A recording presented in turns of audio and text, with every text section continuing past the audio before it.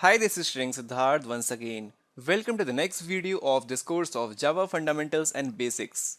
In this video, we will talk about what are the differences between the JVM, JRE and JDK. So first of all, let us now proceed and check out what they actually means. Now the JVM is actually the Java Virtual Machine.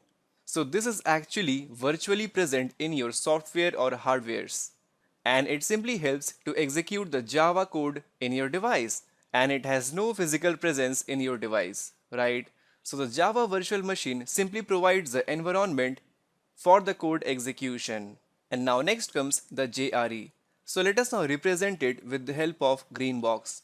So the JRE is actually the combination of the JVM and few libraries set, right? So the Java runtime environment is actually the combination of both. Now you all know what is actually the JVM. So in addition to JVM, we have here the libraries set. Now these are the libraries set that Java Virtual Machine requires in the runtime for the code execution, right? So the JRE simply helps you to run the code in your device. But now then comes the JDK. So now let us represent it by with the help of orange box. Now JDK stands for Java Development Kit.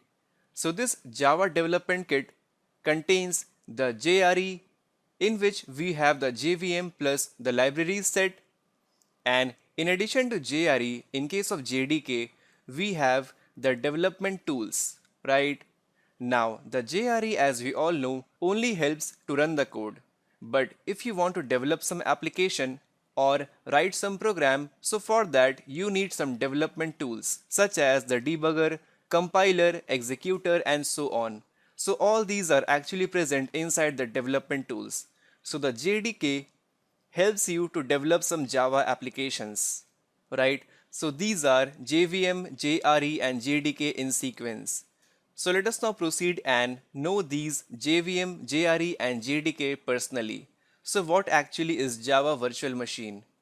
So the JVM stands for Java Virtual Machine, and it simply provides the runtime environment in which the Java bytecode can be executed. So in the previous video, we already checked out how the Java code gets converted into the bytecode and how the Java language is platform independent, right? So the JVM is just a part of it where you can simply run your Java code.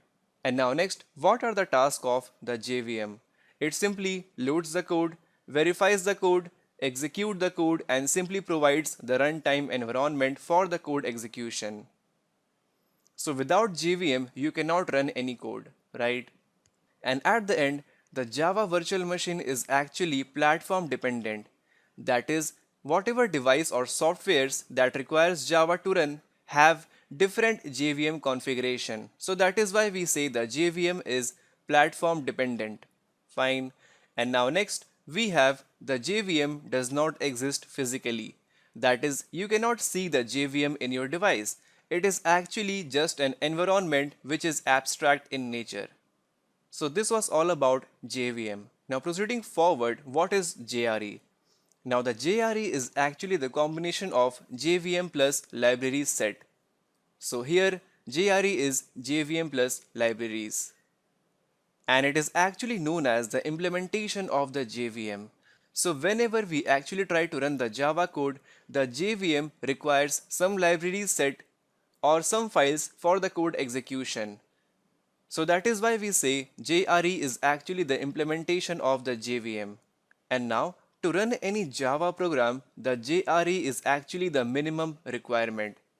So in order to open any Java application, you need a minimum of JRE, that is JVM plus libraries.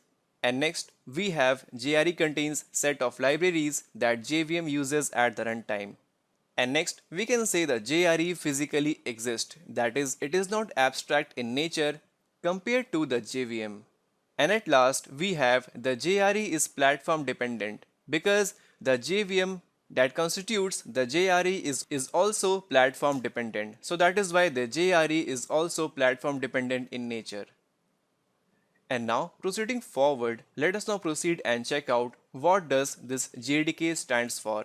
Now the JDK stands for JRE plus development tools, and JRE in return contains JVM plus libraries, right? We all are aware of this. So what about this development tools? So the JD is actually the full-featured software development kit, and it contains JRE and development tools. Now the JRE in returns contain JVM plus libraries. Now what about this development tools? So the development tools comprises of the debugger, compiler and the Java doc, right?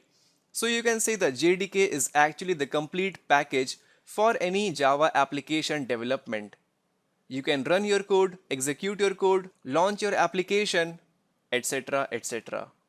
So at the end, let us now check out what are the practical purpose of JVM, JRE and JDK individually. Now the JVM just provides the environment for the code execution. So when the JVM tries to execute the code, it requires some set of libraries that is present inside the JRE. So the JVM plus library set, which is equivalent to JRE, serves the purpose to run the code. So to run a normal piece of Java code, you need a minimum of JRE. Without JRE, you cannot run your application code. And now at the end, to make that application or to develop any Java application, you need to have the Java development kit. So the Java development kit is used to run the code plus programming. That is, to run the code, we need the JRE.